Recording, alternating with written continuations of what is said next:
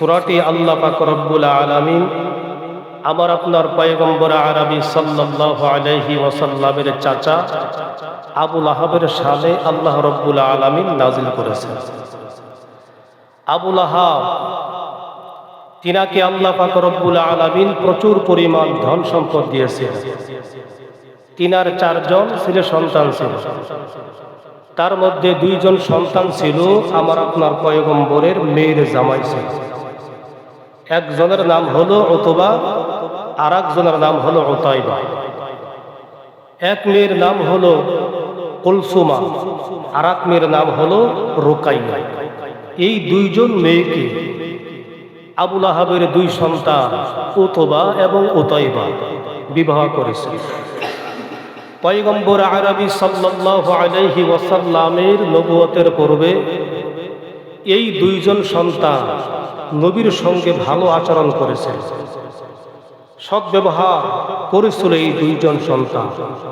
কিন্তু যখন থেকে আমার আপনার নবীকে আল্লাহ পাক রব্বুল আলামিন নবুয়তি দান করলেন, তখন থেকে এই 2 জন সন্তান নবীর সঙ্গে বেয়াদবি সুলুক আচরণ করা আরম্ভ করে দিল। বলে নাউজুবিল্লাহ। আল্লাহর পয়গম্বর কি অপরাধ ছিল? পয়গম্বরের একটাই মাত্র কাফেরদের কাছে অপরাধ ছিল, সেটা হলো পয়গম্বর আরবি সাল্লাল্লাহু আলাইহি ওয়াসাল্লাম আল্লাহ পাকের কথাগুলো কাফেরদের সামনে বলেন। নবী আমার দ্বীনের দাওয়াত দেন, নবী আমার হক কথা বলেন। এজন্য পয়গম্বর আরবি সাল্লাল্লাহু আলাইহি ওয়াসাল্লাম কাফেরদের কাছে ভালো ছিল। নবী আমার একদিন 2 রাকাত নামাজ আদায় করে আল্লাহ পাক রব্বুল আলামিনের কাছে দোয়া করতেছেন, আয় আল্লাহ তাআলা, আমার 2 জন মেয়ে কাফেরদের ঘরে বসবাস করবে, ঘর সংসার করবে, এটা হতে পারে না। আয় আল্লাহ তাআলা, যদি আবু লাহাবের 2 সন্তানের যদি আল্লাহ আপনি হেদায়েত দেন তাহলে হেদায়েত করেন, যদি হেদায়েত তাদের কপালে না থাকে, আয় আল্লাহ তাআলা যে কোনো ভাবে আমার মেয়েকে আমার কাছে আল্লাহ আপনি ফিরায় দেন। কারণ কাফিরদের ঘরে আমার মেয়ে থাকবে এটা কখনোই হতে পারে না। আয় আল্লাহ তাআলা, আপনি কেমনে ফেরত দিবেন এটা আপনার ব্যাপার। নবী আমার দোয়া করতেছে। দোয়া করার পরে পয়গম্বর আরবি সাল্লাল্লাহু আলাইহি ওয়াসাল্লাম তিনি কি করলেন? দাওয়াতি কাজে বের হয়ে গেলেন। আল্লাহর নবী মানুষের বাড়িতে বাড়িতে ধারে ধারে গিয়া পয়গম্বর আরবি সাল্লাল্লাহু আলাইহি ওয়াসাল্লাম কালিমার দাওয়াত দিয়েছেন। নবী আমার এত দাওয়াত দিয়েছেন, কিতাবের মধ্যে আসছে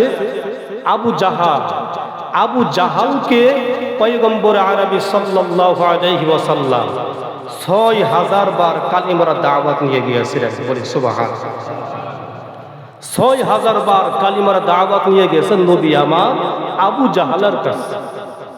আবু জাহাল 6000 বার প্রত্যাখ্যান করেছে, দাওয়াত কবুল করেন না। একদিন মুষলধারে বৃষ্টি হইতেছে, নবী আমার ভাবতে লাগলেন, যেহেতু আল্লাহ পাকের রহমত বর্ষণ হইতেছে, এখন মনে হয় আমার চাচার দিল নরম হয়ে গেছে, যাই কালিমার দাওয়াতটা একটু নিয়ে যাই। এবার নবী আমার কি করলেন? আবু জাহালের ঘরের সামনে দাঁড়িয়ে গেলেন। দাঁড়াইয়া নবী আমার ডাক দে, ও চাচা, আপনি দরজাটা খুলুন। কে আসছে? বলে, আমি ভাতিজা মুহাম্মদ আসছে। পয়গম্বর আরবি সাল্লাল্লাহু আলাইহি ওয়াসাল্লামের কথা শুনিয়া আবু জাহাল দরজা খুলিয়া বলতেছে, ও মুহাম্মদ, তুমি কি বলতে চাও বলো। নবী আমার বলে, ও চাচা, আপনি একটিবার পড়ুন লা ইলাহা ইল্লাল্লাহ। আবু জাহাল ডাক দিয়া বলে, ও মুহাম্মদ, তুমি এই কথা বলবা আমি আগে থেকে জানি। ওরে মুহাম্মদ, যা এখান থেকে বের হয়ে যা। পয়গম্বর আরবি সাল্লাল্লাহু আলাইহি ওয়াসাল্লামকে আবু জাহাল ঘর থেকে দূর দূর করে বের করিয়া দেয়। নবী আমার মনক্ষুণ্ণ হইয়া নবী আমার বিদায় হয়ে যা। এই দিক দিয়ে আবু জাহাল ঘরের ভিতর থেকে দরজার খিল লাগায় দেয়। নবী আমার এরপরও দিনের কাজ দাওয়াত মিশন নবী আমার বন্ধ করেন নাই। ঠিক কিনা জোরে কর।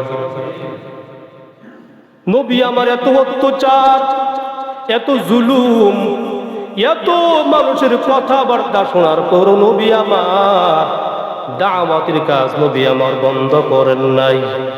ও এলাকার যুবক ভাই, তোমরা যারা প্রতি বছর মাহফিল তোমরা করতেছ, অনেক মানুষে অনেক কথা বলে এত বড় মাহফিল করি আল্লাহ কি হবে, কয়জন মানুষের নামাজ পড়ে, কয়জন বা হেদায়েত হবে, এরকম কথা বলে কি বলে না, কি বলেন?